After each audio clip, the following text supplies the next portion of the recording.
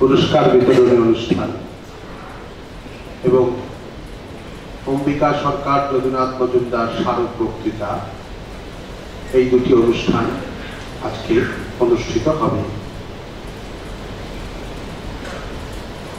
প্রথমে বৈদিক মন্ত্রোচ্চারণের মাধ্যমে আমরা আমাদের আজকের অনুষ্ঠান শুরু করছি।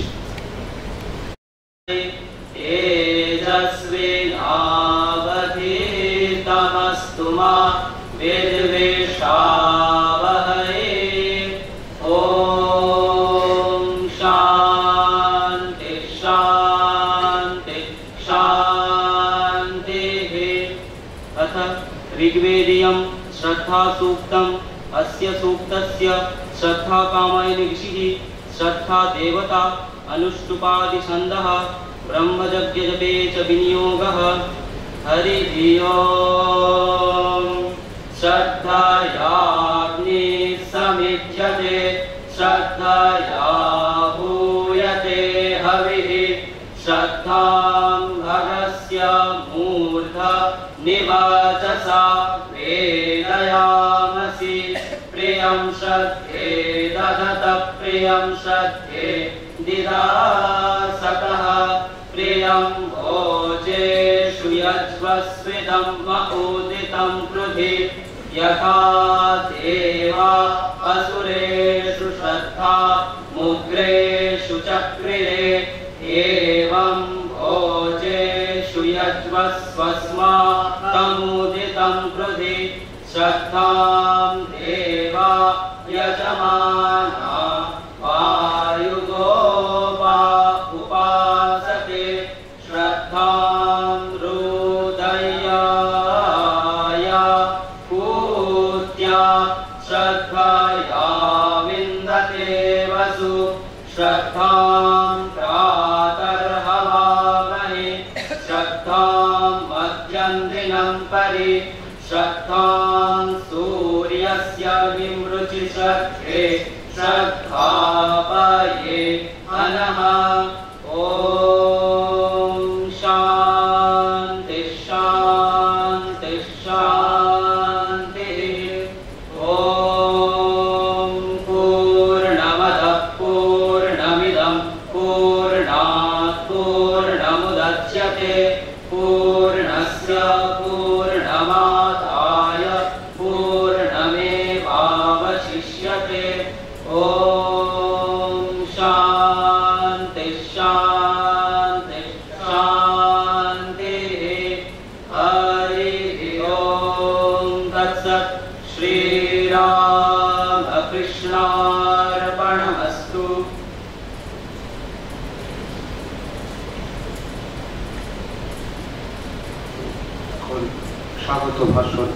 স্বাগত ভাষণ প্রদান করবেন পূজনীয় অধ্যক্ষ মহারাজ পূজনীয় স্বামী মহাপ্রজ্ঞানন্দজি। ভগবতে শ্রীরামকৃষ্ণায়। বিগত বছরগুলির মতো এবারেও অম্বিকা সরকার যদুনাথ মজুমদার স্মারক বক্তৃতা এবং রামকৃষ্ণ মিশন বিদ্যা মন্দিরের সহ পাঠ্যক্রমিক যে বিষয়গুলি তাতে যারা কৃতিত্ব অর্জন করেছে, বিশেষ কৃতিত্ব প্রদর্শন করেছে, তাদের পুরস্কার প্রদান এবং আরো কয়েকটি বিষয়ে পুরস্কার প্রদান যে অনুষ্ঠান, সেটিতে আজকে আমরা সকলে সমবেত হয়েছি। আজকে এই স্মারক বক্তৃতা প্রদান করবেন বিশিষ্ট সঙ্গীত শিল্পী ডক্টর দেবজিৎ বন্দ্যোপাধ্যায় মহাশয়। তিনি আজকের আমাদের বাংলা তথা ভারতবর্ষে বিশেষত সঙ্গীতের বিভিন্ন পরম্পরা, বিশেষ করে যে মঞ্চ সঙ্গীত, বাংলায় যে মঞ্চ সঙ্গীতের ধারা এবং তার আনুষঙ্গিক বিষয়ে একজন বিশিষ্ট গবেষক। তার লেখা, তার বিভিন্ন ধরনের গবেষণা অত্যন্ত প্রামাণ্য সেই বিষয়ে তার বিশেষ উৎপত্তি। দেবজিৎ বাবু আগেও আমাদের বিদ্যামন্দির পরিবারের আমাদের বিভিন্ন অনুষ্ঠানে এসে তার পরিবেশনা আমরা দেখেছি। আজকে আবারও আজকের এই বিশেষ পরিসরে আমরা তাকে আমাদের মধ্যে পেয়ে অত্যন্ত আনন্দিত। বিদ্যামন্দির পরিবারের পক্ষ থেকে ডক্টর বন্দ্যোপাধ্যায়কে আমরা আন্তরিকভাবে স্বাগত জানাচ্ছি আজকে আমাদের এই স্মারক অনুষ্ঠানে, বক্তৃতা অনুষ্ঠানে উপস্থিত রামকৃষ্ণ মিশন বিদ্যামন্দির পরিবারের অপরাপর সমস্ত মানুষরা, আমাদের মাস্টারমশাইরা রয়েছেন, কলেজ এবং হস্টেলের অশিক্ষক কর্মচারীরা রয়েছেন, বিশেষ করে রয়েছে আমাদের স্নেহভাজন ছাত্ররা এবং কয়েকজন অভিভাবক অভিভাবিকা। সকলকে আন্তরিকভাবে স্বাগত জানাচ্ছি। খুব সংক্ষেপে এই যে আজকের যে বক্তৃতা সেই সম্বন্ধে দুটি একটি কথা আপনাদের কাছে তুলে ধরতে চাই। একজন বিশিষ্ট কলকাতা বিশ্ববিদ্যালয়ের দর্শন শাস্ত্রের অধ্যাপক, অত্যন্ত স্বনামধন্য মানুষ ছিলেন, তার নাম মহেন্দ্র সরকার বা মহেন্দ্রনাথ সরকার। তিনি ছিলেন আমাদের এই কলেজের যিনি প্রতিষ্ঠাতা অধ্যক্ষ, প্রিন্সিপাল মহারাজ পূজনীয় স্বামী তেজস্বানন্দজি, তার অত্যন্ত ঘনিষ্ঠ। 1941 সালের 4 জুলাই যখন আমাদের এই মহাবিদ্যালয় তার যাত্রা শুরু করে, সেই একদম যাত্রা শুরুর দিনে যে বেশ কিছু বিশিষ্ট মানুষ পূজনীয় তেজস্বানন্দজি, বিমুক্তানন্দজির সঙ্গে ছিলেন, তিনি অবশ্যই তার অন্যতম। এবং বিদ্যামন্দিরে তারপরেও বিদ্যামন্দির পরিবারের সঙ্গে অধ্যাপক সরকারের বেশ একটা সুদীর্ঘ সম্পর্ক ছিল এবং আমরা জ্ঞাত আছি যে তার লোকান্তরিত হবার পরে তার ইচ্ছা অনুসারে তার পৈতৃক যে বাড়ি এবং তার বেশ কিছু সম্পত্তি তিনি আমাদের বিদ্যামন্দিরকে দান করে যান এবং এই অর্থ ব্যবহার করে সেই সময় ভারতীয় সংস্কৃতি এবং যে দর্শন বিষয়ক কিছু কর্মসূচি সেটা সেই সময় ব্যবহৃত হয়েছিল এবং তার দুই বিশিষ্ট আত্মীয় তাদের নামে এই যে স্মারক বক্তৃতা তিনি চালু করেছিলেন। এবং প্রথম যে অম্বিকা সরকার যদুনাথ মজুমদার স্মারক বক্তৃতা হয়েছিল, এটি প্রথম শুরু হয় 1989 সালে এবং প্রথম এই বক্তৃতা যিনি দিয়েছিলেন তিনি ছিলেন অত্যন্ত স্বনামধন্য মানুষ, মহানামব্রত ব্রহ্মচারী মহাশয়। এই খুব সংক্ষেপে আমাদের অম্বিকা সরকার যদুনাথ মজুমদার স্মারক বক্তৃতার ইতিহাস। অবশ্যই কলকাতা বিশ্ববিদ্যালয়ের দর্শন শাস্ত্রের এই অত্যন্ত প্রাজ্ঞ অধ্যাপক, তিনি লোকান্তরিত, কিন্তু তার এই বিশেষ আনুকূল্যে যে বক্তৃতা শুরু হয়েছিল তার দুই বিশিষ্ট, তার অত্যন্ত দুই নিকট মানুষের নামে, একজন পিতা আর একজন আরো ঘনিষ্ঠ মানুষ। তো সেই পরম্পরা আমাদের এই অম্বিকা সরকার যদুনাথ মজুমদার এই বক্তৃতা চলছে। আমাদের আজকে আবারও সকলকে দেবজিৎ বাবু সহ, যিনি আজকে আমি যেরকম আপনাদের জানিয়েছিলাম, তোমাদের জানিয়েছিলাম, সেই মতোই উনি বাংলা মঞ্চ গানের পরম্পরা নিয়ে বলবেন। বিলম্ব না করে আমরা আজকে আমাদের অম্বিকা সরকার যদুনাথ মজুমদারের যে বক্তা ডক্টর দেবজিৎ বন্দ্যোপাধ্যায় স্যারকে অনুরোধ করব তার বিষয় উপস্থাপনার জন্য বাংলা মঞ্চ গানের পরম্পরা বিষয়ে তার অনুষ্ঠান শুরু করেন।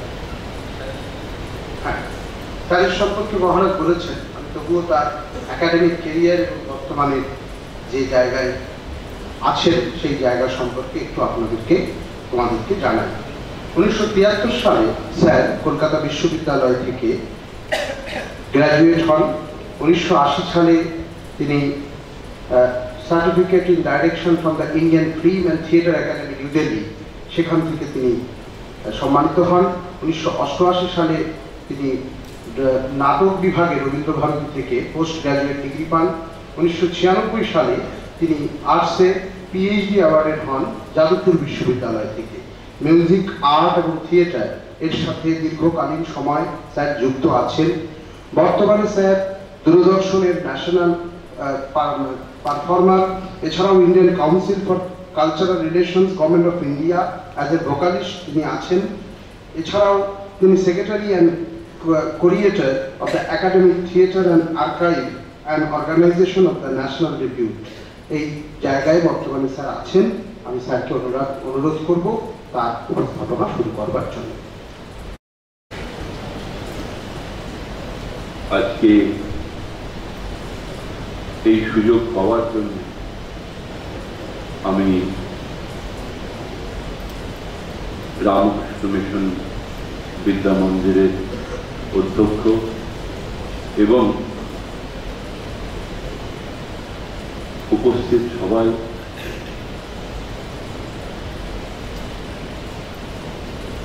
আর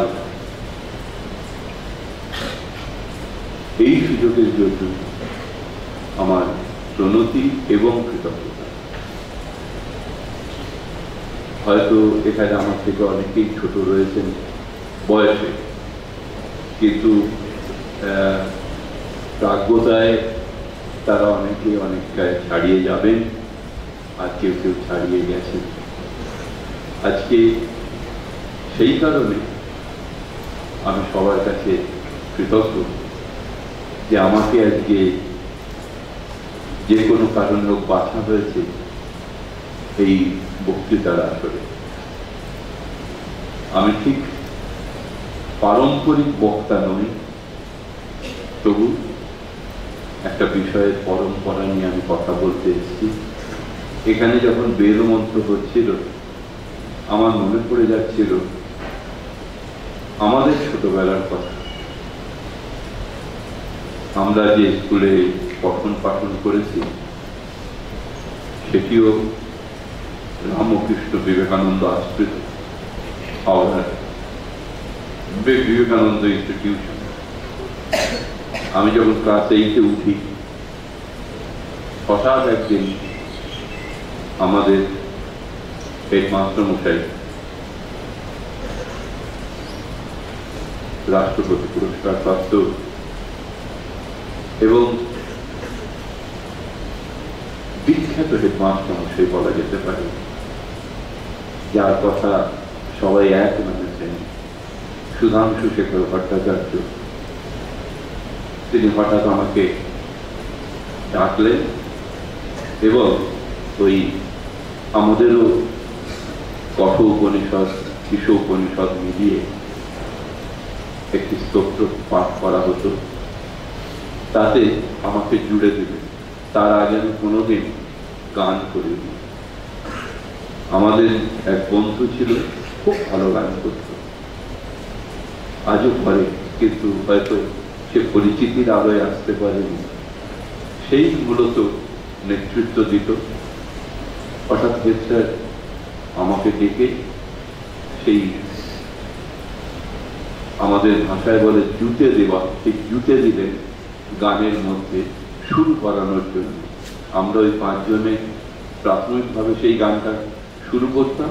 তারপর স্কুলের সমস্ত ছাত্ররা একসঙ্গে সেই উচ্চারণ করত। এই যখন ওম শান্তি শান্তি শান্তি হচ্ছে, তখন সত্যি কথা আজ থেকে প্রায় কিছু না হলেও অর্ধ শতাব্দী পূর্বতন ঘটনাকে আমার সামনে এনে দিল, আমার কানে আবৃত্ত করতে থাকে। যাই হোক, হয়তো একটু বাজে কথাই বলে দিলাম, কিন্তু এইখানে এসে অনেক সময় আমরা আনন্দিত হই, আবার ভারাক্রান্ত হই।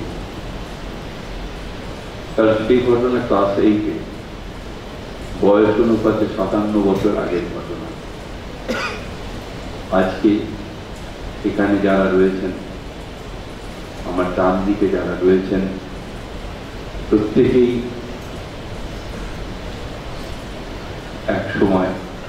আমাদেরকে বিভিন্ন শিক্ষায় শিক্ষিত করেছেন বা করছেন, আমরা তাতে শিক্ষিত হচ্ছি এবং আমরা সেই দায়ভার নিয়ে যতদিন জীবন আছে ততদিন কাজ করার আগ্রহ প্রকাশ করছি। যাই হোক, আমি শুরু করছি আজকে আমার যে বলার কথা, বাংলা মঞ্চ গানের পরম্পরা নিয়ে। বাংলা মঞ্চ গান, বাংলাটার সঙ্গে কোনো অসুবিধে নেই। কেন মঞ্চ গান? আসলে মঞ্চায়িত যে গান, মঞ্চ নাটকের যে গান, সেই গানগুলোকে নিয়েই আজকে আমার উপস্থাপনা। মঞ্চায়িত কেন? নাটকের আমাদের যে ধারা, সে ধারা সেই চৈতন্যর আমল থেকে চলে আসছে এবং একসময় মুখে মুখে এই নাটক তৈরি হতো। আজকের দিনে যেমন যাত্রায় বলে অধিকারী, এবং সাধারণভাবে যারা যাত্রা দল নিয়ে ঘোরে তাদেরকে অধিকারী বলা হয়, আসলে কিন্তু তা নয়। যাত্রায় অধিকারী তারাই যারা এই ঘটনাগুলোকে শুনিয়ে যেসব চরিত্র থাকতো তাদেরকে শিক্ষিত করতেন। সবসময় একটা শিক্ষার সংযোগ রয়েছে এই নাট্যকলার সঙ্গে। একটা কাহিনী বর্ণনা করা হতো, চরিত্র ভাগ করে দেওয়া হতো, যিনি অধিকারী হতেন তিনি মূল চরিত্রটা নিতেন। হয়তো কোথাও কোথাও কেউ ভুল করলে বা ছেদ করলে তিনি সেটাকে আবার সেখান থেকে তুলে নিয়ে কাহিনীকে এগিয়ে নিয়ে চলতেন। চৈতন্য এইভাবেই শুরু করেছিলেন যাত্রার পরম্পরা। কিন্তু এই কলোনিয়াল কালচারের ফলে আমাদের এই নাট্য চর্চা খোলা মাঠের থেকে, খোলা অঙ্গন থেকে, খোলা প্রাঙ্গণ থেকে উঠে এলো এই মঞ্চে, যেখানে একদিকে দর্শক শ্রোতা আর অন্যদিকে অভিনেতা। এই অভিনয়ের প্রকরণে মঞ্চ যাত্রা শুরু হলো, মঞ্চ নাট্যের যাত্রা শুরু হলো, যাকে আমরা বলে থাকি থিয়েটার। থিয়েটার এমন একটা শব্দ, থিয়েটার হল হতে পারে, আবার থিয়েটার প্রযোজনা হতে পারে। এই থিয়েটারের মধ্যে আমরা কিন্তু তার বঙ্গীকরণ করলাম মঞ্চ নাটক, এবং সেই মঞ্চ নাটকের অন্দরে যেসব গান গড়ে উঠল তাকে আমরা নাম দিলাম মঞ্চ গান। এই মঞ্চ গানের পরম্পরা মঞ্চ নাটকের সঙ্গে সম্পৃক্ত রয়েছে। সেই কথা বলতে গেলে আজ থেকে প্রায় 230 বছর আগে 1795-এর 27শে নভেম্বর, না কোনো বাঙালি নয়, এক রাশিয়ান বাংলায় নাটক করলেন। তিনি বাংলায় এসে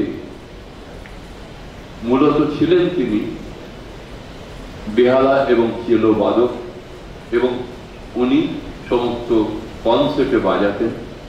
সেইখানে বাজাতে বাজাতে এই বাঙালিদের সঙ্গে মেলামেশা করার তাগিদে তিনি দেখলেন সবচেয়ে সুবিধের রাস্তা হচ্ছে নাটক করা, তাদের সঙ্গে কথোপকথনে, তাদের সঙ্গে মিলমিশে, এটাই হচ্ছে সবচেয়ে সহজ সুযোগ।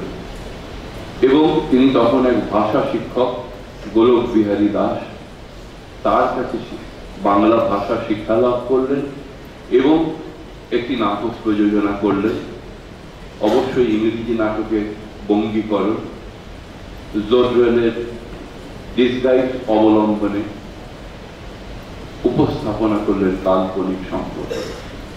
এইবারে দেখা গেল যে যাত্রার গান শুনে শুনে বাঙালি মন তখন সমস্ত নাটকের মধ্যেই গান খুঁজত।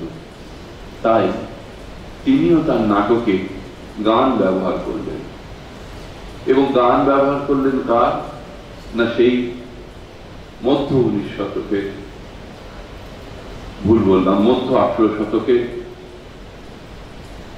কবি ভারতচন্দ্র রায়ের গান। সেই শুরু হলো মঞ্চ নাটকে গানের ব্যবহার। গানটা কিরকম ছিল? সময়ের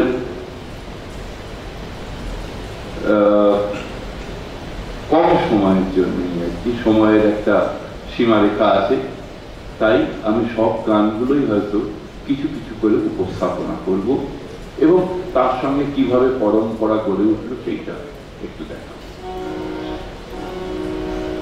সেই কাল্পনিক সংবদলে লিয়েবেদার, সেই নাট্যকারের নাম হলো গেরাসিম স্টেফানোভিচ লিয়েবেদার। এই লিয়েবেদার গান ব্যবহার করলেন ভারতচন্দ্র রায়। এই বাংলার মঞ্চে এক রাশিয়ান বেহালাবাদক ভারতচন্দ্র রায়ের গানের মধ্যে দিয়ে মঞ্চ নাটকে গানে প্রচলন করলেন। গুণসাগর নগর রায় নগর দেখিয়া যায়, গুণসাগর নগর রায় নগর দেখিয়া যায়,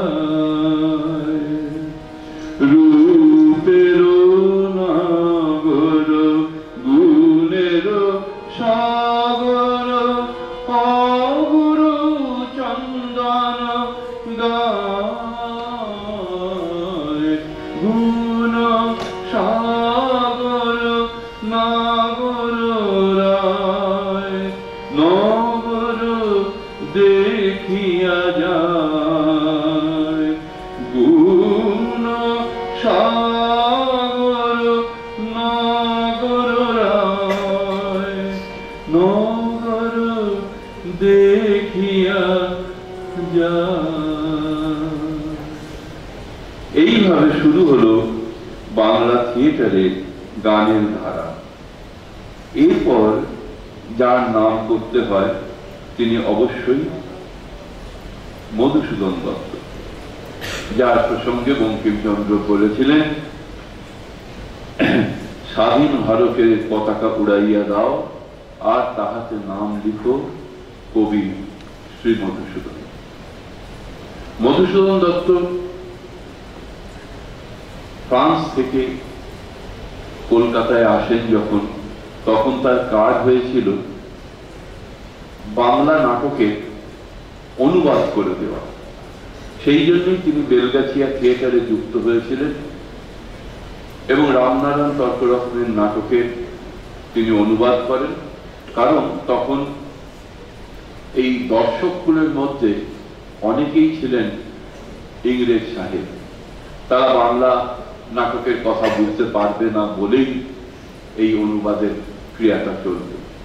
মধুসূদন সেই প্রথম নাটক দেখলেন বেলগাছিয়া থিয়েটারে, বাংলা নাটক, কিন্তু তার মন ভরল না। তিনি যখন প্যারিসে ছিলেন, ভার্সাইতে ছিলেন এবং বিদেশের নাটক সম্পর্কে তার যে ধারণা ছিল, ইংরেজি নাটক সম্পর্কে, ইউরোপিয়ান নাটক সম্পর্কে এবং গ্রিক নাটক সম্পর্কে, সেখানে তিনি কখনোই তার সঙ্গে বাংলা নাটককে মেলাতে পারলেন না। তাই তিনি ক্ষুব্ধ হলেন এবং তিনি লিখলেন, অলিক পুনাট্য রঙ্গে মজে লোক রাঢ়ে গঙ্গে বৃথা চেষ্টা তৃষ্ণা মিঠাবারে। এবং তার বন্ধুকে লিখলেন যে আমি লিখব নতুন নাটক বাংলা রঙ্গমঞ্চের জন্য, এবং যে নাটক বাংলা রঙ্গমঞ্চকে নতুন করে উদ্বুদ্ধ করবে। তিনি লিখলেন শর্মিষ্ঠা। এই সময় দেখা যায় যে তিনি একাধারে বীরাঙ্গনা কাব্য লিখছেন, ধ্বজাঙ্গনা কাব্য লিখছেন, কিছু পরবর্তীকালে লিখছেন মেঘনাদ বধ কাব্য, এবং তারই মধ্যে রচনা করলেন শর্মিষ্ঠা নাটক। এবং এই শর্মিষ্ঠা নাটকের মধ্যে দিয়ে আমরা পেলাম একদম একটি নতুন মঞ্চের স্বাদ, মঞ্চ নাটকের স্বাদ, তার সাজসজ্জা, তার পরিবেশ, তার চারিত্রিক বৈশিষ্ট্য একেবারে ভিন্নতা পেল। এবং এই সময় মঞ্চ প্রয়োজনে ব্যবহার করা হলো খেয়াল গানের আধার দিয়ে। কারণ সেই সময় বাংলায় নিদুবাবু বা ভোলা ময়রা, দাশরথী রায় এদের গানের পাশাপাশি খেয়াল গান, এই খেয়াল গানের চেহারা পেল এই মঞ্চের গান। কিরকম হলো? উদয় হইল সখী সরস বসন্ত, উদয় হইল সখী সরস বসন্ত, মোদিত দশ দিশে পুষ্পগণে, আর বহিছে পবন সমীর সুশান্ত, উদয় হইল সখী সরস বসন্ত। এই ছিল খেয়াল গানের চেহারায় বাংলার মঞ্চ গান। এরপরে আমরা যাকে ধরে এগোতে লাগলাম তিনি দীনবন্ধু মিত্র। দীনবন্ধু মিত্রের নীল দর্পণ পরিবেশিত হলো বঙ্গরঙ্গ মঞ্চে, এবং সেই নাটক ধরে দেখা গেল এতদিন পর্যন্ত বঙ্গরঙ্গ মঞ্চের গান ছিল বা বঙ্গরঙ্গ মঞ্চের পরিবেশনা ছিল বনেদি বাড়ির প্রাঙ্গণে, অর্থাৎ বনেদি বাড়ির ভেতরেই সেই সবগুলো অভিনীত হতো। এইবারে কিন্তু সেই ধারাটা একটু বদলালো এই কারণে যে সাধারণ মানুষ এই প্রথম টিকিট কেটে থিয়েটার দেখার সুযোগ পেল। এই টিকিট কেটে থিয়েটার দেখা সাধারণ মানুষের জন্য নাটকের চেহারাও পাল্টালো বঙ্গ রঙ্গমঞ্চের পরিবেশনা। এবং সেই পরিবেশনায় যিনি সামনে এগিয়ে এলেন তার নাম গিরিশচন্দ্র ঘোষ, যিনি রামকৃষ্ণের ভক্ত ভৈরব এবং বিবেকানন্দ বান্ধব। তিনি নিজেও গান শিখেছেন তৎকালীন বেনি ওস্তাদের কাছে, বেনি মাধব অধিকারী। সেই বেনি মাধব অধিকারীর কাছে এই বিবেকানন্দ, এবং তখনও তিনি বিবেকানন্দ হননি, নরেন্দ্রনাথ এবং গিরিশ একসঙ্গে গান শিখেছেন। এবং মজা হচ্ছে যে এই গিরিশ যদিও বিবেকানন্দ থেকে প্রায় 20 বছরের বড়, ঠিক 19 বছরের বড় ছিলেন, কিন্তু নরেন্দ্রনাথ তাকে সারা জীবন রেখে গেছেন জিসি বলে, অর্থাৎ গিরিশচন্দ্র। আর অবশ্যই গিরিশচন্দ্র তাকে দেখেছেন নরেন দেবে। এই নরেন একসময় গিরিশচন্দ্রের বহু গান গেয়ে বেরিয়েছেন। এই গিরিশচন্দ্রের চৈতন্য লীলা যখন অভিনীত হলো 1884-তে, তখন সেই নাটক দেখলেন পরম পুরুষ রামকৃষ্ণ। এবং এতদিন পর্যন্ত যাদের পরিচয় ছিল নটি বলে, সেই নটি বিনোদিনীর মাথায় তিনি হাত রাখলেন এবং বললেন তোর চৈতন্য হোক। আর সেই সময় থেকে এই বাংলার মঞ্চে নটিদের একটি পরিচয় হলো, সে পরিচয় অভিনেত্রী। এবং তারা সম্মুখ সারিতে এসে দাঁড়ালেন পরম পুরুষের কৃপায় পরম পুরুষের আশীর্বাদে। এই চৈতন্য লীলায় চৈতন্যর ভূমিকায় অভিনয় করতেন বিনোদিনী, এবং পুরুষ বেশে প্রাথমিকভাবে তাকে রামকৃষ্ণ চিনতে পারেন না, পরে চেনেন। এবং যখন পরবর্তীকালে রামকৃষ্ণ অসুস্থ, বিনোদিনী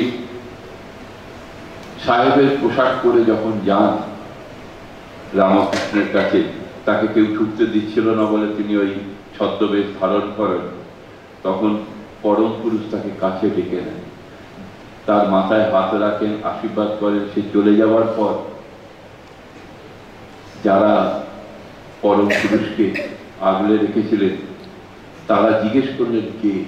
বলে, তোরা আমার মাকে চিনতে পারলি না? এই যে রামকৃষ্ণের আশীর্বাদ বঙ্গরঙ্গমঞ্চ পেল, এবং তার সঙ্গে পেল নাটকের মধ্যে দিয়ে লোকশিক্ষা হয় এই শাশ্বত বাণী। এই চৈতন্য লীলা দেখতে দেখতে রামকৃষ্ণ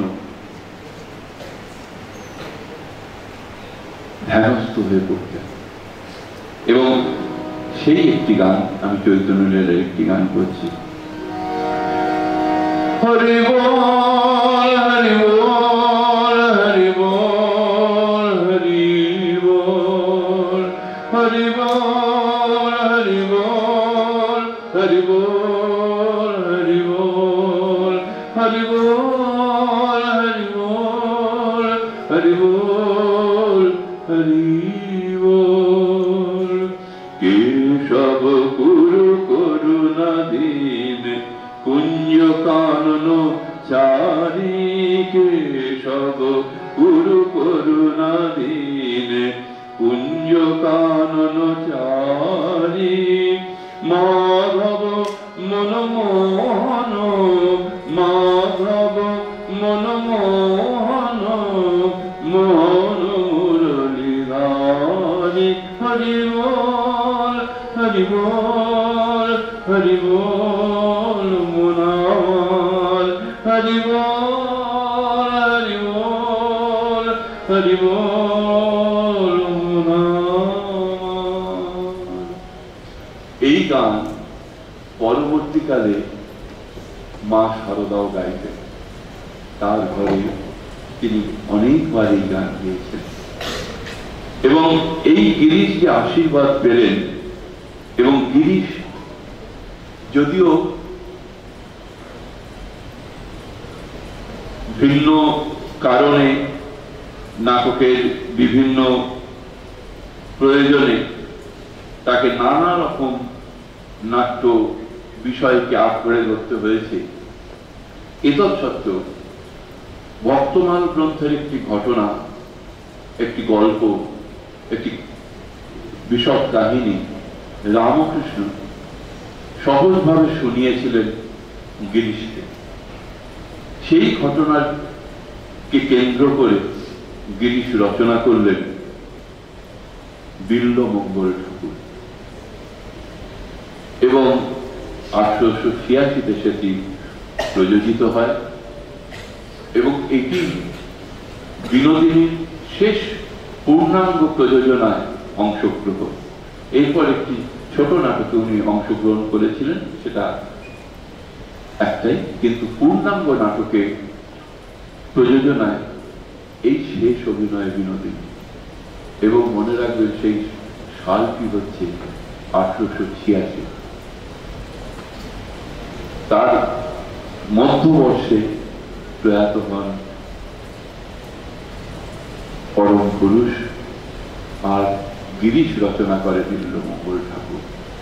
সেই বিল্বমঙ্গলের একটি গান, যেখানে গিরিশচন্দ্রের নানা বিস্তারকে, জীবনের নানা অধ্যায়কে যেন ঘিরে ধরল ঠাকুরের কাহিনী, ঠাকুরের আশীর্বাদ এবং ঠাকুরের বিশ্বাস, ঠাকুরের দর্শন। এই গানের মধ্যেও সেই দর্শন পরিস্ফুট। কি ছাড়ার কেন মায়া কাঞ্চন কায়া তো রবে না, কি ছাড়ার কেন মায়া, কাঞ্চন কায়া তো রবে না। দিন যাবে দিন রবে না তো, কি হবে তোর তবে, দিন যাবে দিন রবে না তো, কি হবে তোর তবে। আজ পোহালো কাল কি হবে, দিন পাবি তুই কবে, কি ছাড়ার কেন মায়া, কাঞ্চন কায়া তো রবে না, কি ছাড়ার কেন মায়া, কাঞ্চন কায়া তো রবে না। এই গানের শেষে গিরিশ বলছেন, কেউ কারো নয় দেখ না আছে, কবে ফুটবে আঁখি, ওরে কেউ কারো নয় দেখ না আছে, কবে ফুটবে আঁখি। আপন রতন বেছে নে চল, আপন রতন বেছে নে চল, আপন রতন বেছে নে চল, হরি বলে ডাকি, ওরে আপন রতন বেছে নে চল, হরি বলে ডাকি। কি ছাড়ার কেন মায়া, কাঞ্চন কায়া তো রবে না, কি ছাড়ার কেন মায়া, কাঞ্চন কায়া তো রবে না। অনেকে বলেন গিরিশ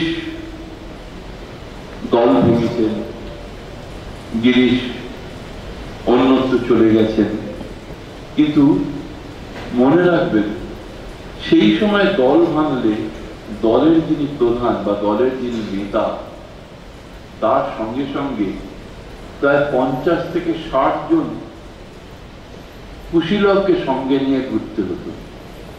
আপনারা বলেন এতজন অভিনেতা না, অভিনেতা না, অভিনেতা আছে, সজ্জাকর আছে, সঙ্গীতের যারা অনুষঙ্গ তারা আছেন, এইরকম প্রায় 50 থেকে 60 জনের দায়িত্ব নিতে হবে। তারপরেও কিন্তু গিরিশ এই বিভিন্ন ধরনের নাটক রচনা করেছেন।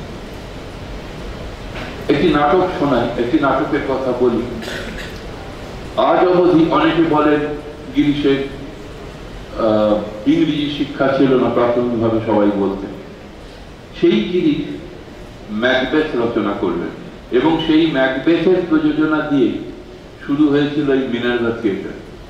ন্যাশনাল থিয়েটার যখন পুড়ে গিয়েছিল, গ্রেট ন্যাশনাল থিয়েটার যখন পুড়ে গিয়েছিল, তারপরে সেই জায়গাতেই প্রতিষ্ঠিত হয় প্রথম 1893 সালে, এবং এই ম্যাকবেথের প্রযোজনা দিয়ে শুরু হয় এই মিনার্ভা থিয়েটার, এবং সেটি গিরিশের রচনা। শেক্সপিয়ার তার ম্যাকবেথ নাটকে একটি গান ব্যবহার করেছিলেন, না সেটি তার নিজের রচনা নয়, সেটি ওখানকার লোকগান থেকে তিনি নিয়েছিলেন, ডাইনি তন্ত্র থেকে তিনি গানটা নিয়েছিলেন। গানটি ছিল এরকম: black spirits and white, red spirits and grey, mingle mingle mingle mingle all with me. এই গানকে গিরিশ কিন্তু বাংলাতে অনুবাদ করলেন এবং মঞ্চে গাইলেন, এবং সেই ডাইনি তন্ত্র যেহেতু ডাইনিদের গান, সেখানে কিছু কিছু অ্যাক্রোবেটিক্স ব্যবহার করলেন 1893 সালে। কিরকম ছিল সে গান আরেকবার বলি: black spirits and white, red spirits and grey, mingle mingle mingle mingle all with me. এবারে ডাইনিরা ঢুকছে,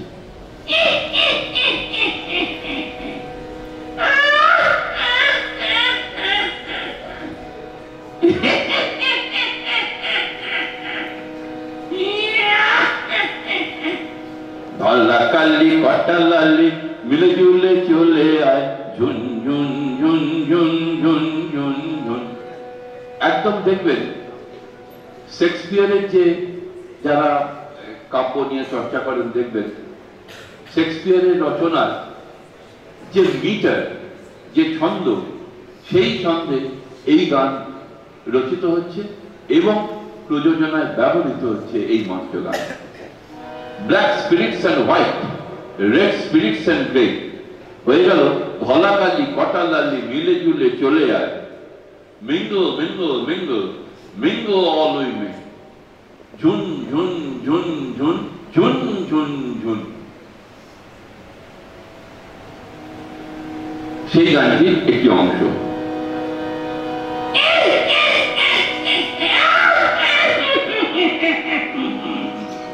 দালা কালি কটা লালি মিলে জুলে চলে আয়, ঝুন ঝুন ঝুন ঝুন ঝুন ঝুন ঝুন। দালা কালি কটা লালি মিলে জুলে চলে আয়, ঝুন ঝুন ঝুন ঝুন ঝুন ঝুন ঝুন। দালা কালি কটা লালি মিলে জুলে চলে আয়, ঝুন ঝুন ঝুন ঝুন ঝুন ঝুন ঝুন। টম টম ঝম ঝম বাজবে মাতবে রনারনি হানাহানি কোন, টম টম ঝম ঝম বাজবে মাতবে রনারনি হানাহানি কোন। দালা কালি কটা লালি মিলে জুলে চলে আয়, ঝুন ঝুন ঝুন ঝুন ঝুন ঝুন ঝুন। দালা কালি কটা লালি মিলে জুলে চলে আয়, ঝুন ঝুন ঝুন ঝুন ঝুন ঝুন ঝুন। এরপরে যিনি বঙ্গ রঙ্গমঞ্চকে একটা নতুন ধারা দেখালেন তিনি অবশ্যই রবীন্দ্রনাথ। গিরিশচন্দ্রের কথা বলতে গেলে গিরিশচন্দ্রকে নিয়েই অনেকগুলো আলোচনা সভা শেষ করা যায়, কিন্তু ওই বললাম সময়সীমার কারণে আমাকে কিছু কিছু মানুষের কথা বলতেই হবে। আমি তাই বঙ্গ রঙ্গমঞ্চের এরপরের যে গুরুত্বপূর্ণ অধ্যায় সেটা রবীন্দ্রনাথ। রবীন্দ্রনাথের আগে গিরিশচন্দ্রই ছিলেন একমাত্র যিনি নাট্য প্রযোজক, পরিচালক, অভিনেতা এবং দলের ম্যানেজারি করা এবং এই যে বললাম 50-60 জনের খাওয়ার ব্যবস্থা করা। রবীন্দ্রনাথ হয়তো সেইভাবে সাধারণ রঙ্গমঞ্চে মানুষজনের খাওয়ার দায়িত্ব নেননি, কিন্তু শিক্ষার জগতে তিনি নতুন একটা অধ্যায় তৈরি করলেন এবং তার নাটকগুলো মূলত জোড়াসাঁকো থিয়েটারের মধ্যেই বা ঠাকুরবাড়ির অন্দর মহলেই অভিনীত হতে হতে পরে এসে সাধারণ রঙ্গমঞ্চে ঠাঁই করে নিল। যেরকম একটি নাটক যেটি প্রাথমিকভাবে নাট্যরূপ দিয়েছিলেন কেদারনাথ চৌধুরী। নাটকটির নাম বউ ঠাকুরানীর হাট। এটি অভিনীত হয়েছিল 1883 সালে। সেই 1883 সালে অভিনীত বউ ঠাকুরানীর হাটে যে কোনো কারণেই হোক সেই নাট্যরূপ হয়তো রবীন্দ্রনাথের পছন্দ হয়নি। তার প্রায় 25 বছর বাদে রবীন্দ্রনাথ লিখলেন প্রায়শ্চিত্ত, এই বউ ঠাকুরানীর হাটকে আধার করে। এবং সেখানে দেখা গেল সেই কেদার চৌধুরীর নাটকের যে গান অংশ ছিল তার খানিকটা আবার ভিন্ন রূপ। কিরকম? আজ তোমারে দেখতে অনেক দিনের পরে, আজ তোমারে দেখতে অনেক দিনের পরে, ভয় করো না সুখে থাকো বেশিক্ষণ থাকবো না কো, ভয় করো না সুখে থাকো বেশিক্ষণ থাকবো না কো। এসেছে দণ্ড দুয়ের তরে, এসেছে দণ্ড দুয়ের তরে, আজ তোমারে দেখতে অনেক দিনের পরে, দেখবো শুধু মুখ খানি শোনাও যদি শুনবো বাণী, দেখবো শুধু মুখ খানি শোনাও যদি শুনবো বাণী, নয় যাব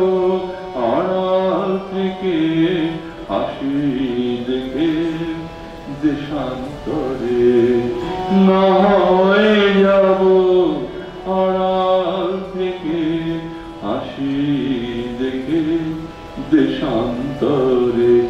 আজ তোমারে দেখতে এলেম অনেক দিনের পরে, আজ তোমারে দেখতে এলেম অনেক দিনের পরে।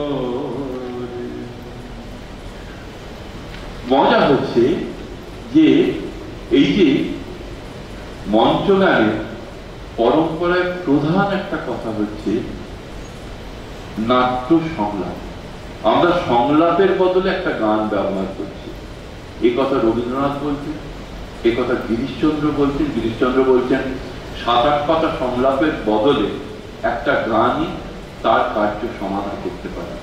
অর্থাৎ এই যে গানটা গাওয়া হচ্ছে এর মধ্যে একটা কিন্তু সংলাপ ধর্মিতা আছে।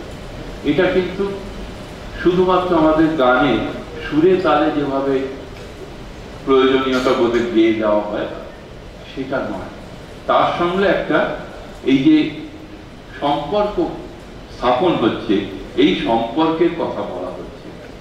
এরপর বঙ্গরঙ্গমঞ্চে আসছেন দ্বিজেন্দ্রলাল রায়। দ্বিজেন্দ্রলাল রায় প্রথমে আসেন প্রহসন রচয়িতা হিসেবে, অর্থাৎ তার প্রথম দিকের নাটক ছিল প্রহসন। তারপরে তিনি আস্তে আস্তে নিজের অন্য ধরনের গানে তিনি যাচ্ছেন। তো প্রথম দিকের গানে ছিল প্রহসনের ধারা। প্রথম নাটক ছিল সেই প্রহসনের ধারায় কল্কি অবতার এবং তারপরে বিরহ।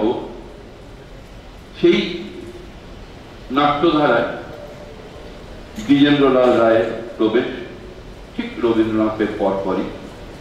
সেইখানে আমি দুটি গানের চেহারায় দেখাচ্ছি যে কিভাবে তিনি প্রহসন এবং নাটকে একটা মিলমিশ ঘটাচ্ছেন।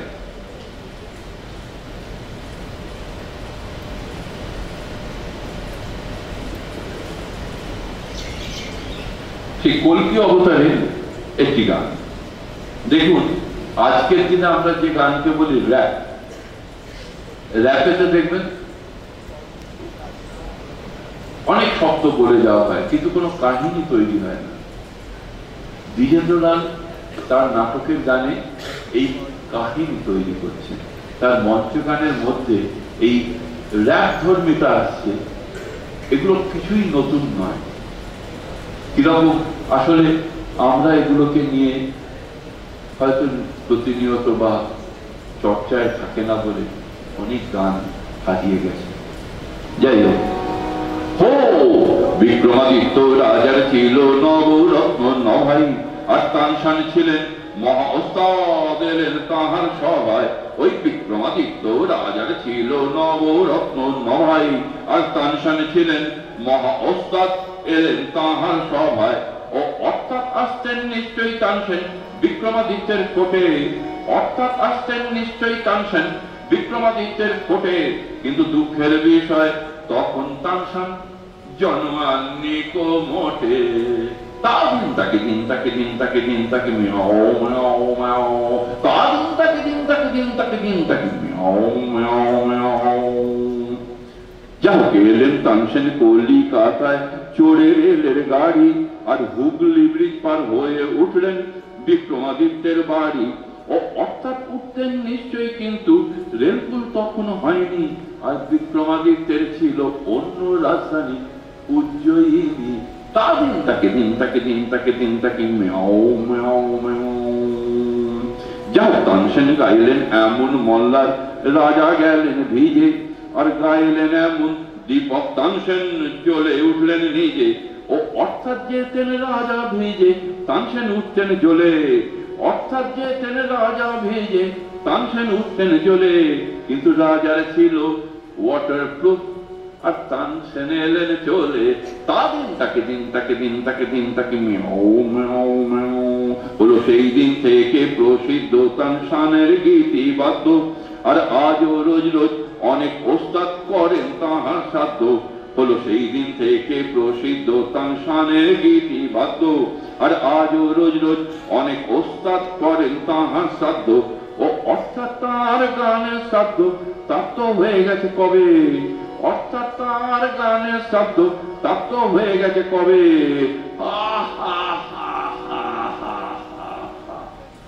আর তানশান মুসলমান তার সাধ্য কেমন করে হবে।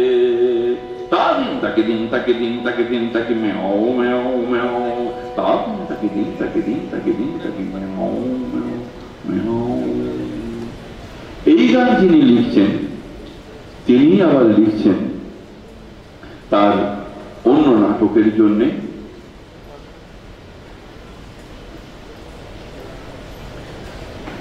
আমার মনে হয় সময়ের জন্যই আমাকে কিছুটা তাড়াহুড়ো করতে হবে, তাড়াহুড়ো করতে হচ্ছে। আসলে এদের পরিচিতি না দিলে, দেখুন অনেকেই নানান গান শুনেছেন দ্বিজেন্দ্র লালের, তো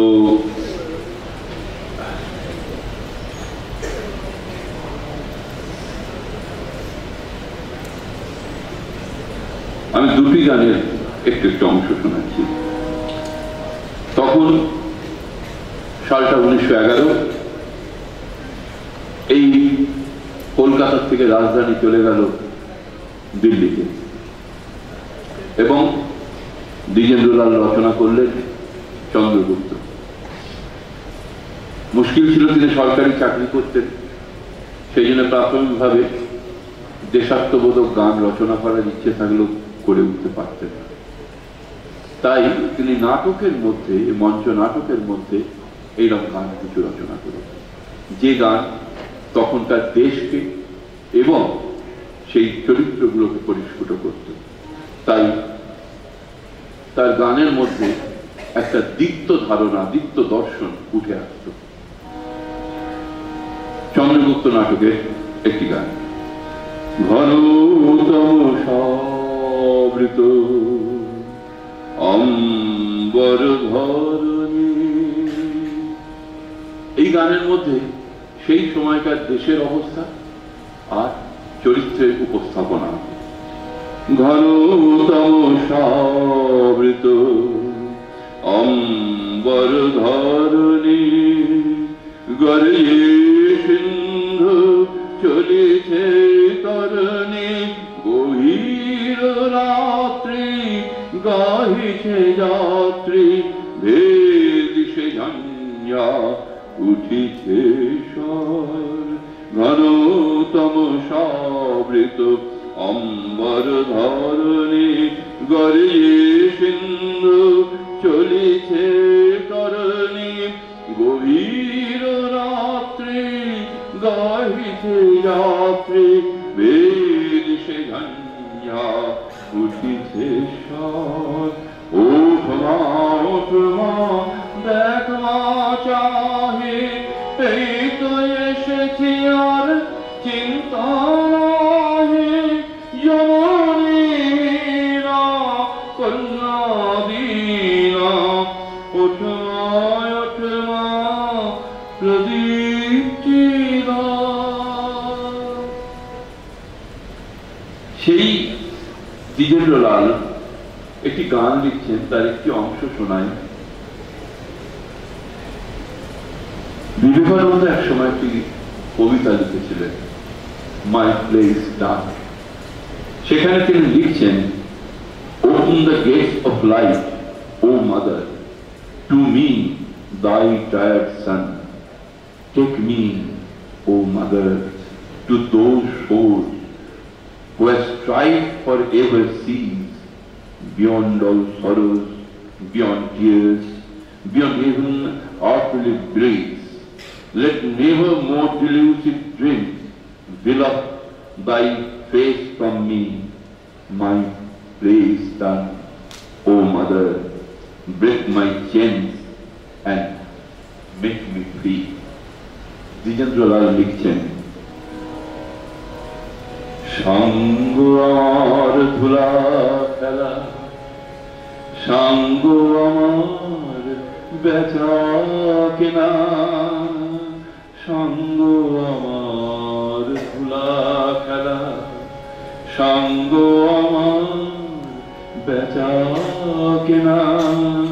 এই করে হিসেব নিকেশ যাহার যত পাওনা বিনা, এখন বড় শান্ত আমি ও করে তুলে না, যেখানে ওই অসীম সাদায় মিশেছে ওই অসীম কালো, নীল আকাশের অসীম ছড়িয়ে গেছে চাঁদের আলো, নীল আকাশের অসীম ছড়িয়ে গেছে চাঁদের আলো। রঙ্গমঞ্চেই এক সময় ঠাঁই পেল বঙ্কিম রচনা, এবং সেই রচনা মঞ্চের মধ্যে থেকে উঠে এলো স্বাধীনতা সংগ্রাম। সে গান বন্দে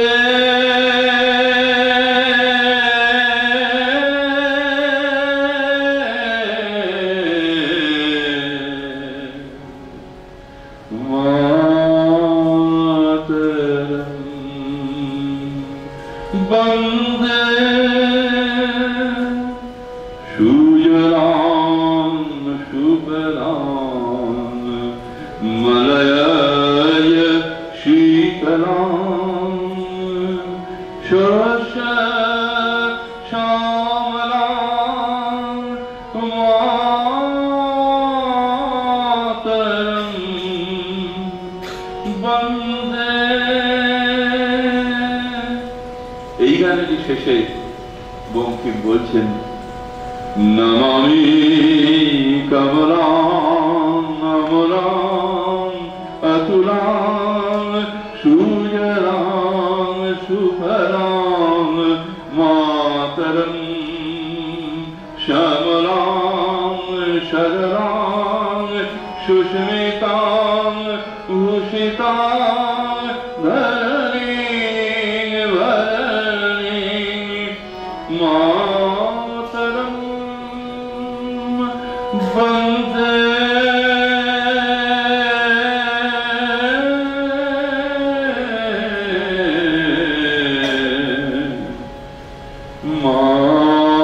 মাতরং বন্দে। এও এসছে মঞ্চ থেকে। এবারে একটু সময় প্রায় শেষ, আমি একটু আধুনিক কাল নজরুলকে ছুঁয়ে আসছি। কাজী নজরুল বাংলা নাটকের জন্য বহু গান লিখেছেন। সে গানের মধ্যেও এসছে মানুষের কথা, সংলাপের কথা। তার মহুয়া নাটকে একটি গান, আমার গভীর জলের নদী। এই আমাদের গানের মধ্যে যে এতদিনের একটা ধ্রুপদী সুর, ধ্রুপদী তাল, ধ্রুপদী রাগ যেটা ছিল, সেখান থেকে একটা লোকগানের ধারায় আমরা ঢুকছি কিভাবে। আমার গভীর জলের নদী, আমার গভীর জলের নদী, আমি তোমার জলে রইলাম ভেসে জনম অবধি, আমি জনম অবধি। গভীর জলের নদী আমার, গভীর জলের নদী। ও ভাই তোমার বানে ভেসে গেল আমার বাঁধা ঘর, চরে এসে বসলাম রে ভাই ভাসালে সে চর। এখন সব হারিয়ে তোমার জলে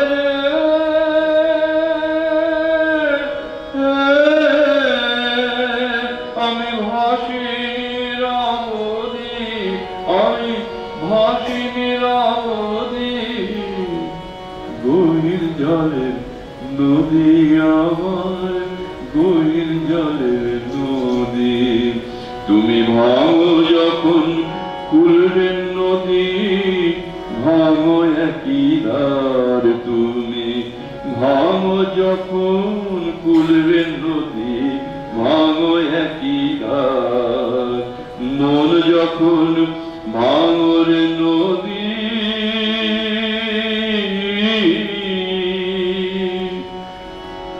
দুই কুল ভাঙো তার, চর পড়ে না মনের কুলে,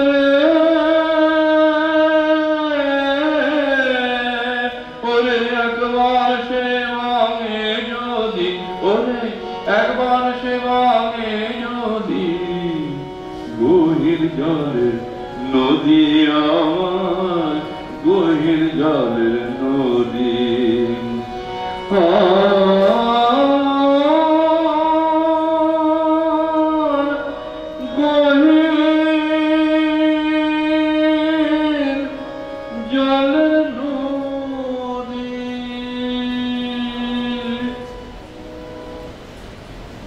এবারে একেবারে আধুনিক কালে আমি চলে আসি।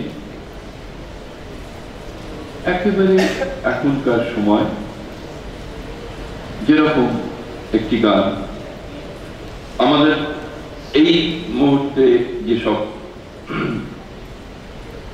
নাটক হয়েছে, তাও এখন তারও 50 বছর বয়স হয়ে গেছে, এবং এখানে দেখা গেল যে বিদেশি নাট্যকাররা বাংলার মঞ্চেতে বারবার অনুদিত রূপান্তরিত হতে থাকলেন। যার হাত ধরে সেই কাজটা অনেকটাই হয়েছে তিনি অজিতেশ বন্দ্যোপাধ্যায়। তার 3 পয়সার পালা, ভালো মানুষ, এই নাটকগুলো বেটল ব্রেক্টের রূপান্তর। বেটল ব্রেক্ট এই নাটকগুলো লিখেছিলেন জার্মানিতে যুদ্ধের সময়, দ্বিতীয় বিশ্বযুদ্ধের পটভূমিকা। অজিতেশ বাবু এগুলো রচনা করলেন আমাদের এখানে রাজনীতির একটা পথ বদল যখন হলো এই 70-এর গোড়ায়, সেই সময়। এই 74 সালের নাটক ভালো মানুষ, তার একটি গান। একটা গল্প বলি শুনুন, একটা গল্প বলি, একটা গল্প বলি শুনুন, একটা গল্প বলি। দিনের গোড়ায় রাতটা যেমন তেমনি গল্পের গোড়া, দিনের গোড়ায় রাতটা যেমন তেমনি গল্পের গোড়া। এক দেশের এক রাজার ছিল 8টা ঘোড়া। একটা গল্প বলি, একটা গল্প বলি শুনুন, একটা গল্প বলি, একটা গল্প বলি শুনুন, একটা গল্প বলি। 7টা ঘোড়ায় টকবক ছুটতো, ছিল কাজের কাজী। ওই 7টা ঘোড়ায় টকবক ছুটতো, ছিল কাজের কাজী। 8 নম্বর ঘোড়া ছিল মুড়ে এবং মাঝি। একটা গল্প বলি, একটা গল্প বলি শুনুন, একটা গল্প বলি, একটা গল্প বলি শুনুন, একটা গল্প বলি। তবু রাজা বলতো তাকে তুমি সেরা ঘোড়া, তবু রাজা বলতো তাকে তুমি সেরা ঘোড়া। যুদ্ধের কাজ দেখতে শুনতে নেই গো তোমার জোড়া। একটা গল্প বলি, একটা গল্প বলি শুনুন, একটা গল্প বলি। জোর কদম, জোর কদম, জোর কদম, টকবক টকবক টকবক টকবক টকবক টকবক টকবক। ঘোর আমার আগে রাজার যুদ্ধ জেতা চাই, রাজা বাঁচলে সবাই বাঁচবে, ভাষা একটাই, নয়তো জীবন যাবে। টকবক টকবক টকবক টকবক টকবক টকবক টকবক। 7টা ঘোড়ায় প্রাণপণ লড়ে, জীবনটুকু বাকি। ওই 7টা ঘোড়ায় প্রাণপণ লড়ে, জীবনটুকু বাকি। 8 নম্বর ঘোড়া করে যুদ্ধ তদারকি, ওই 8 নম্বর ঘোড়া করে যুদ্ধ তদারকি। একটা গল্প বলি, অভারতে ঝরঝরে 7টা ঘোড়ার রক্ত, অভারতে বাতাসে ঝরঝরে সাতটা ঘোড়ার রক্ত, 8 নম্বর পতাকা বয় রাজার ভীষণ ভক্ত। একটা গল্প বললি, একটা গল্প বললি, শুনুন একটা গল্প বললি, একটা গল্প বললি, শুনুন একটা গল্প বললি, একটা গল্প বললি, শুনুন একটা গল্প বলি। সময় প্রায় শেষ, আমি একটি গান দিয়ে শেষ করছি।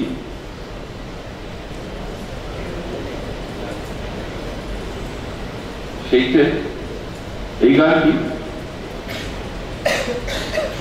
এটিও প্রায় 50 বছর আগের গান। সেটি হচ্ছে মনোজ মিত্রের নাটক নরকূজা। আসলে এই মধ্যবর্তী 70 দশক বা মধ্য 70 দশক, তখন সারা ভারতবর্ষই নরক, এবং ভগবান ব্রহ্মা তিনি এই বিশ্ব সংসার তৈরি করেছেন। এই 2000 বা তখন 1976 ছিল, এখন 2024, সেই ভগবান নিদ্রামগ্ন হয়েছেন।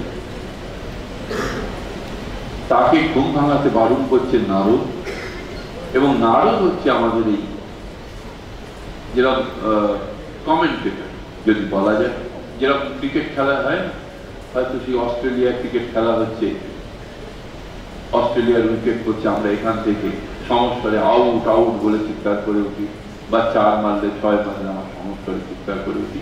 সেই রকম নারদ ওই রিলেটা করছে, ধারা বিবরণী দিচ্ছে স্বর্গে কি হচ্ছে, আর আমরা মর্তে বসে সেইটার সঙ্গে ওই জোর দিচ্ছি, সব মিলিয়ে গানের কি অবস্থা। এটি মনোজ মিত্রের নাটক নরকূজা। মনোজ দাও এই রামকৃষ্ণ মিশনের দীক্ষিত, যাই হোক তার সমগ্র পরিবারই রামকৃষ্ণ মিশনের দীক্ষিত। তো আমি ওই নরকূজার এই গানটি রাখছি এখানে উপস্থাপনা।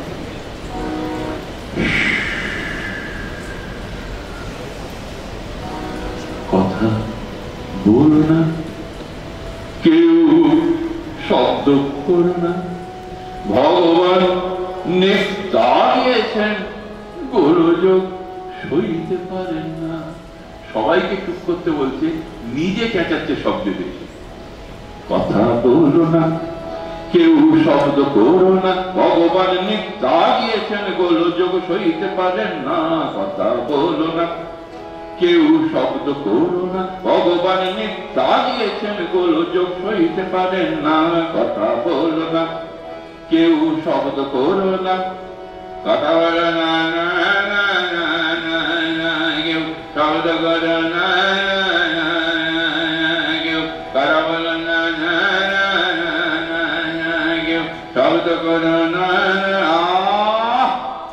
কথা বলো না, কেউ শব্দ করো না, ভগবান নিত্যা গিয়েছেন, গোলযোগ সইতে পারেন না। কথা বলো না। একদা উষাকালে মজিয়া লীলা চলে, একদা উষাকালে মজিয়া লীলা চলে, ভগবান বিশ্ব করিলেন, ভগবান বিশ্ব করিলেন, ভগবান বিশ্ব করিলেন। কালে কালে জীর্ণ হলো বাগানগুলো শুকিয়ে এলো, কালে কালে জীর্ণ হলো বাগানগুলো শুকিয়ে এলো, আর জমিদারি দেখতে পারেন না, ভগবান জমিদারি দেখতে পারেন না, আর জমিদারি দেখতে পারে না, আর জমিদারি দেখতে পারে না, আর জমিদারি দেখতে পারে না। কথা বলো না, কেউ শব্দ করো না, ভগবানের ছানা পোনা দেবতায় আছেন নানা জনা, ভগবানের ছানা পোনা দেবতায় আছেন নানা জনা, ভগবানের ছানা পোনা দেবতায় আছেন নানা জনা, ভগবানের ছানা পোনা দেবতায় আছেন নানা জনা। আয়সে পূর্তি করে, এসে ফুর্তি করে ফ্যাট গ্যাদার করেছেন। এ রে কি কি এই জিয়ান। ও সব দুহে চলে টলমল করে, অকাজের গোসাই তারা কাজের বেলা না, অকাজের গোসাই তারা কাজের বেলায় না। কথা বলো না, কেউ শব্দ করো না, ভগবান ভগবান ভগবান বইতে পারেন না। কথা বলো না, কেউ শব্দ করো না, ভগবান মৃত্য ভোগেছেন তাই ঘর বইতে পারেন না। কথা বলো না, কেউ শব্দ করো না, তারা বলেন কেউ শব্দ করো না, কেউ তারা বলেন কেউ শব্দ করো না।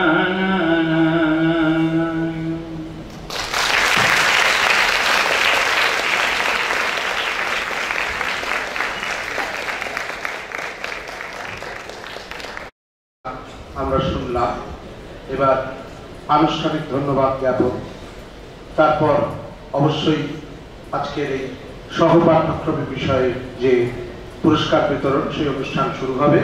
আমি ধন্যবাদ জ্ঞাপন করবার জন্য অনুরোধ জানাই বিদ্যামন্দিরের উপাধ্যক্ষ ব্রহ্মচারী তত্ত্ব চৈতন্য মহারাজকে।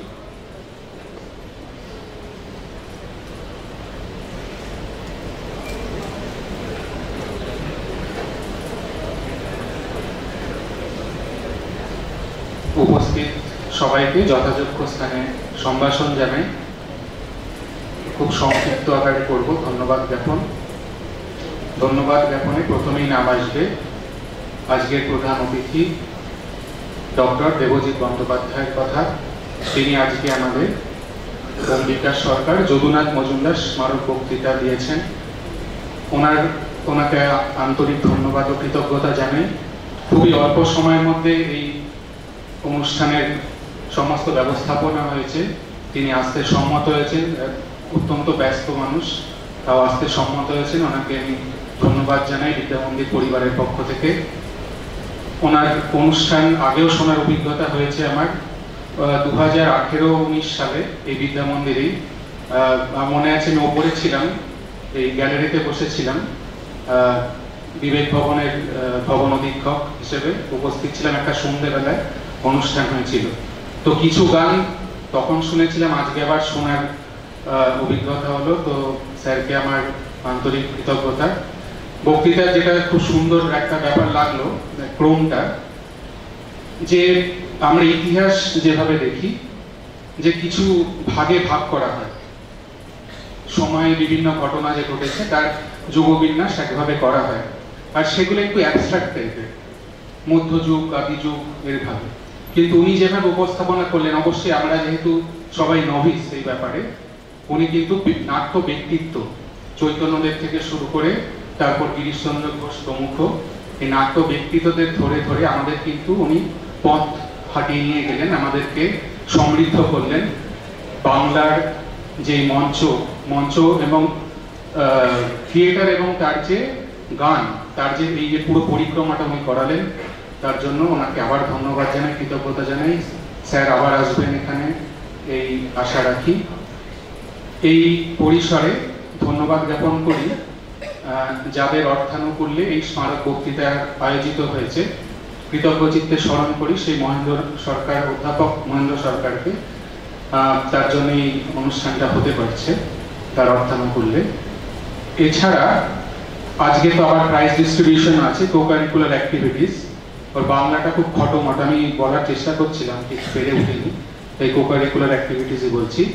তো তার পুরস্কার বিতরণ হবে। তো এই সূত্রে এই যখন কম্পিটিশন গুলো হয়েছে, তাতে যেসব স্যারেরা, মহারাজের এবং বাইরের অতিথিরা তারা জাজ হিসেবে উপস্থিত ছিলেন, তাদেরকে আজকে কৃতজ্ঞ চিত্তে স্মরণ করতে চাই। এবং অমৃত মহারাজ, সুকঙ্কন মহারাজ, এদের কথা তো নিতেই হবে, এবং অর্ণব সাধুকা স্যার। এই কালচারাল যে আমাদের যে কারিকুলাম সারা বছর ধরে হয়েছে, এটা এদের জন্য খুব সুসংবদ্ধভাবে এবং সময় মতো হয়েছে, তাই সবাইকে ধন্যবাদ জানাই আমাদের স্যারেদের যারা এসছেন এখানে আজকে সময় করে, অসংখ্য ধন্যবাদ। অন্যান্য অশিক্ষক কর্মী মহারাজরা যারা এসছেন, গার্জিয়ান, অন্যান্যরা, তাদের সবাইকে ধন্যবাদ জানাই আজকে এখানে আসার জন্য। আর পুরস্কার প্রাপক যারা পুরস্কার পাবে, এক্ষুনি সৌভিক স্যার হয়তো নামগুলো অ্যানাউন্স করবে। তো তোমাদেরকে আমার বিদ্যামন্দিরের তরফ থেকে অভিনন্দন রইল। যারা সামনের বছরও রয়েছে তাদের আবার বলি, এই যে কম্পিটিশনগুলো হয়, কালচারাল কম্পিটিশন, এটা একটা সত্যি মাঝে মাঝে উদ্বেগের বিষয় হয়ে পড়ে, যেখানে সাফিসিয়েন্ট নাম্বার অফ আমরা পার্টিসিপেন্টস পাই না। তো তোমরা যারা বিশেষ করে ফার্স্ট ইয়ার আছো তাদেরকে অনুরোধ জানাই, পড়ার চাপ থাকবে কিন্তু এগুলো কিন্তু সঙ্গে থাকবে। এইজন ডক্টর দেবজিৎ বন্দ্যোপাধ্যায়, আমি তার কেরিয়ারের দিকে যদি তাকাই, যা পড়া হলো সৌভিক স্যার যেটা পড়লেন, দেখো উনি কিন্তু তোমাদের মতোই পড়াশোনা করে, তারপর একটা দেখো কি সুন্দর একটা কেরিয়ার উনি করেছেন, যেটা পড়াশোনা আছে, গবেষণা আছে, এবং তার সাথে কিন্তু আমাদের সবার ভালো লাগা জায়গা গান, এই ব্যাপার, এই দুটো উনি মেশাতে পেরেছেন। তো তাই বলছি, তোমরা কোকারিকুলার যে ব্যাপারগুলো, এই ব্যাপারগুলোকে পড়াশোনার বাইরে কিছু বলে দেবো না, একসাথেই চলতে থাকবে। তোমাদের পার্টিসিপেশন ভবিষ্যতে আরো হোক এই প্রার্থনা করি।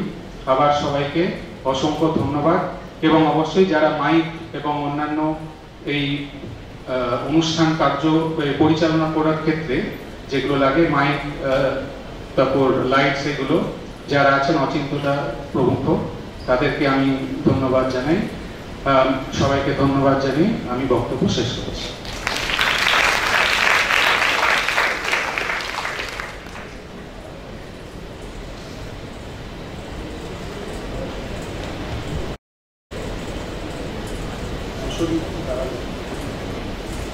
এবারে আমরা দ্বিতীয় পর্বের যে অনুষ্ঠান, অর্থাৎ সহ পাঠ্যক্রমিক বিষয়ে পুরস্কার বিতরণ, সেই অংশে প্রবেশ করব। যারা পুরস্কার পাবে তাদের কয়েকটা কথা একটু বলে রাখছি। আমি এখান থেকে নাম ঘোষণা করব, তোমরা আমার ডান দিক দিয়ে উঠে এসে বা দিক দিয়ে পুরস্কার নিয়ে চলে যাবে, এটা সকলে মাথায় রেখো।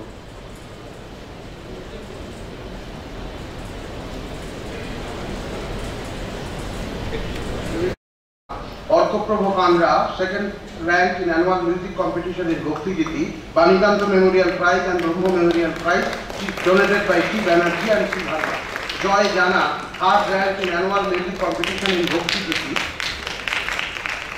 Ushnish Mondol, পুরস্কার দিচ্ছে, first in annual music competition in Bhakti Giti. Banikanta Memorial Prize and Brahmo Memorial Prize donated by T. Banerjee and P. Bharma. Arkaprabha জানা, অর্কপ্রভ জানা, অর্কপ্রভ খাড়া, জয় জানা, তাই তো? হ্যাঁ। Archishman Saha, first rank in annual music competition in Rabindrasangeet. Arkaprabha Khara, second rank in annual music competition in Rabindrasangeet. And Ushnish Mondol, third rank in annual music competition in Rabindrasangeet. তিনটি প্রাইজই Banikanta Memorial Prize and Brahmo Medical Prize donated by T. Banerjee and P. Brahmo.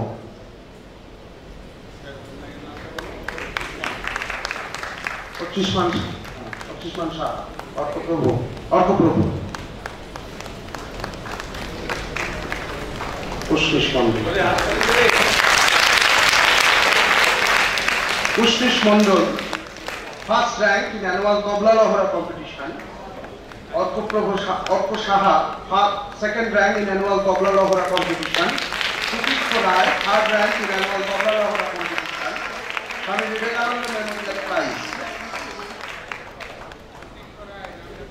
Sutirtho Rai. Orko Shaha, second rank in annual Tobla Lohara competition.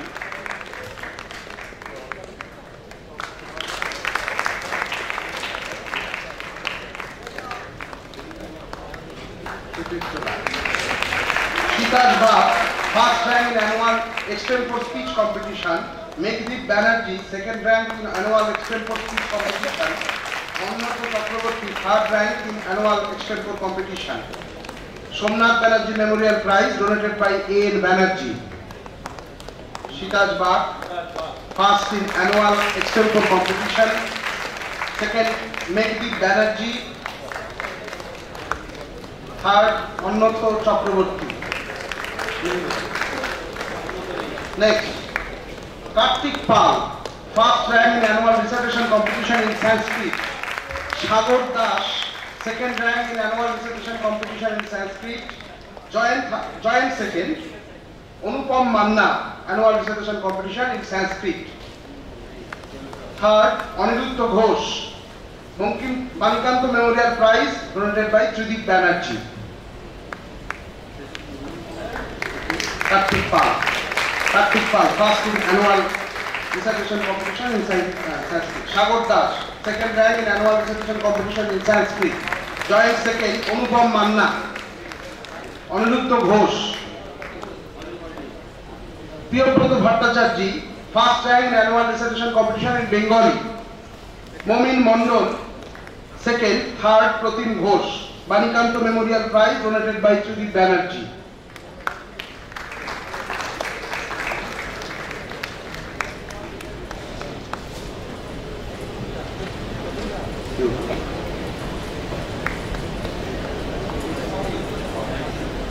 Priyabrata Bhattacharjee, first in annual recitation competition in Bengali. Momin Mondol, second. Third, Pratim Ghosh. Ananthan, first rank in annual recitation competition in English. Second, Anish Chakraborty, second. Third, Saurabh Das. Banikanto Memorial Prize donated by Tridip Banerjee.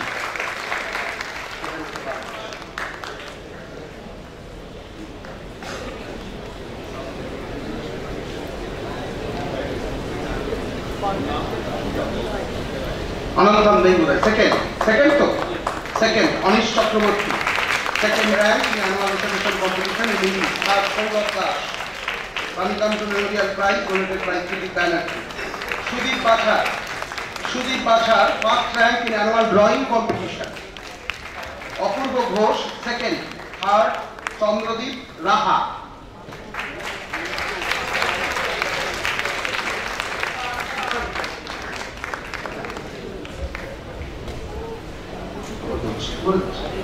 First, Sudip Bachar, second, Apurva Ghosh, third, Chandradip Raha. Indrabhushan Malik Memorial Prize donated by Nomita Sarkar and Shobita Sarkar.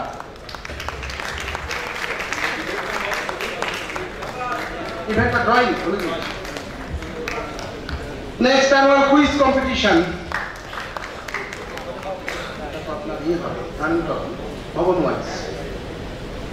এখানে champion বিবেক ভবন, ঋতুমান ভট্টাচার্য, শাকিব পাল, সৌমিক মন্ডল, সৌমিক পাঞ্জা। Miss Josephine MacLeod Memorial Prize donated by Swami Medhosha Anand. Ranasar Shraddha Bhavan, Dhruvadyoti Ganguly, Priyabrata Bhattacharjee, Partho Bag, Bireshwar Bhanjo. Second rank in annual quiz competition. Shomon, Shaknik, Shomik, Shohom.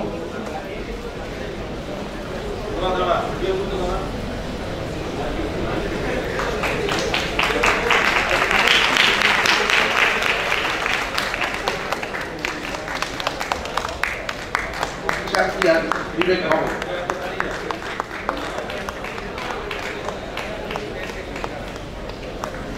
Running trophy.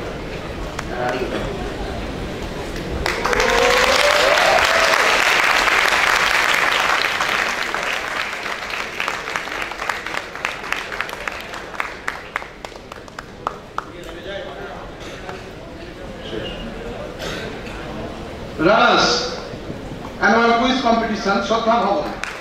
Dhruvadyoti Ganguly, Priyabrata Bhattacharjee, Partho Bag, Bireshwar Bhanjo. Josephine MacLeod Memorial Prize donated by Swami Medhosha Anand.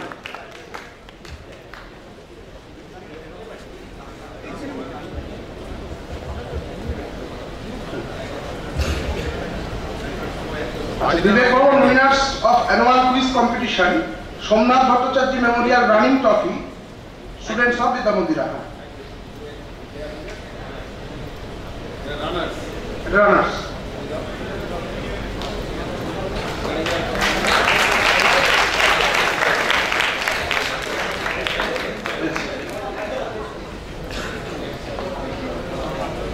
Annual debate competition. First, Orko Saha. Second, Newton Mondol. Third, Protim Ghosh.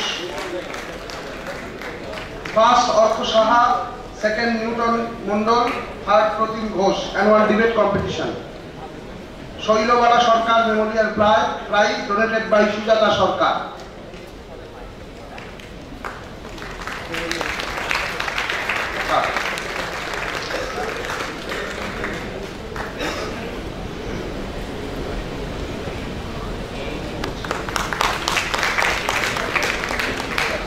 Therefore, Best Film Director in Annual Short Film Competition, Raunak Chakraborty, Bazaar Bank for film, Ritik Ghatak Memorial Prize.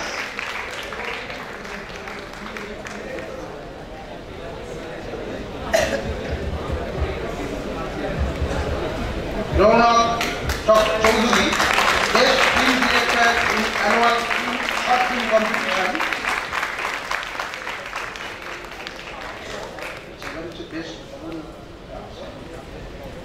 Best Bhavanwal Magazine, Noibeddo, Sri Bhavan, running trophy.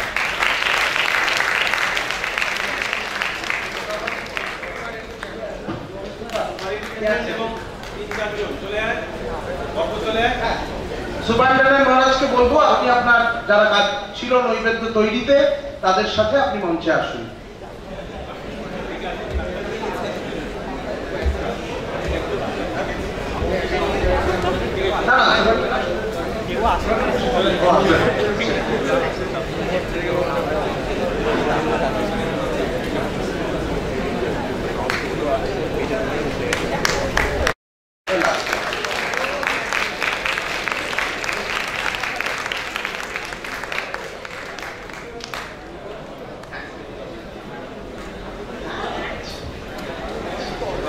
এবার বিদ্যা মন্দিরের সবচেয়ে আকর্ষণীয় যে অনুষ্ঠানটি বা ইভেন্টটি হয় শারদোৎসবের শিক্ষকদের নাটক, সেই নাটকের শিক্ষক এবং শিক্ষাকর্মীদের নাটক, সেখানে যারা এবারে পারফর্মার ছিলেন তাদের নাম বলছি, আপনারা মঞ্চে আসবেন এসে।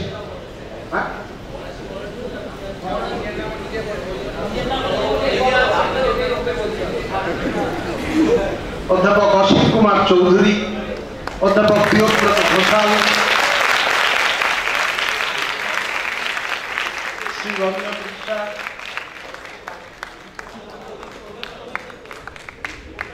আমাদের শারদোৎসবে এইমাত্র সৌভিক বলল, এটা একটা খুব দারুণ আকর্ষণীয় বিষয় নিঃসন্দেহে।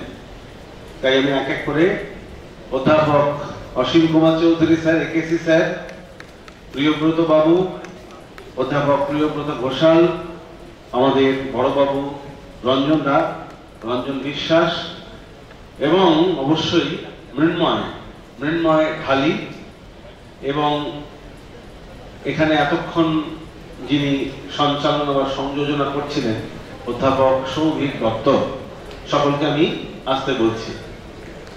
অসীম বাবু এসছেন, একেসি স্যার, প্রিয়ব্রত বাবু আছেন, এখনো নাম বাকি আছে,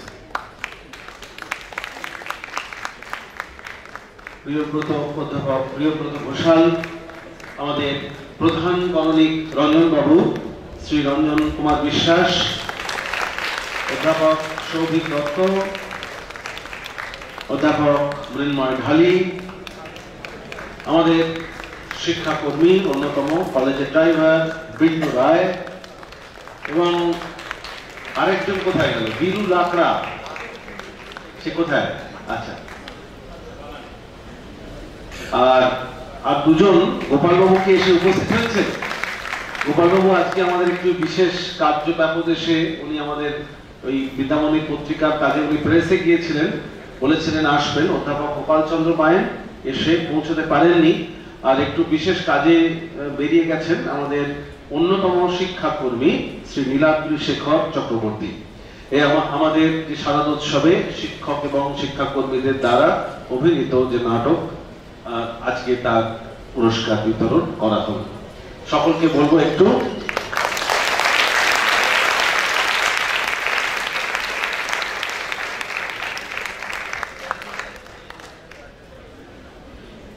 এরই সাথে সাথে সমাপ্ত হলো আজকের যে অম্বিকা সরকার যদুনাথ মজুমদার স্মারক বক্তৃতা। এই ছাত্ররা মন দিয়ে শোনো, সেটা হচ্ছে এইমাত্র ডক্টর বন্দ্যোপাধ্যায়কে বলছিলাম যে ওই রবি ঠাকুরের সেই কথা, শেষ হয়ে হইল না শেষ, একটা বিরাট পরিসর, একটা বিরাট বিষয়, তাকে ঋদ্ধি মহারাজ বললেন, উপাধ্যক্ষ মহারাজ, একটি বিরাট সুবৃহৎ বিষয়, তাকে কত সুন্দর করে অল্প সময়ের মধ্যে মূল আঙ্গিকগুলোকে স্পর্শ করে আমাদের সামনে তিনি উপস্থাপন করলেন। আমি অনেক আশা রাখছি যে আরেকটু অন্য ধরনের পরিসরে অধ্যাপক বন্দ্যোপাধ্যায়কে আবার আমাদের মধ্যে পাবো। আবারও সকলকে ধন্যবাদ জানাচ্ছি। ছাত্ররা তোমরা হোস্টেলের দিকে ফিরে যাবে এবং এরই সাথে সাথে আজকে আমাদের অনুষ্ঠানে সমাপ্তি ঘোষণা করছি। ধন্যবাদ।